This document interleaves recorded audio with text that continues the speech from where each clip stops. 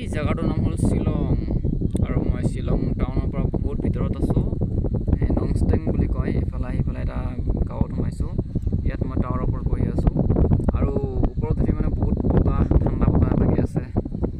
এতিয়া টাইম বাজে 4:52 আমি সেইটো ৰাস্তাত আহিছোঁ দেখিছেনে ৰাস্তাটো ওখ চাপৰ এনেকৈ আহিছোঁ এনেকৈ আহি ইফালে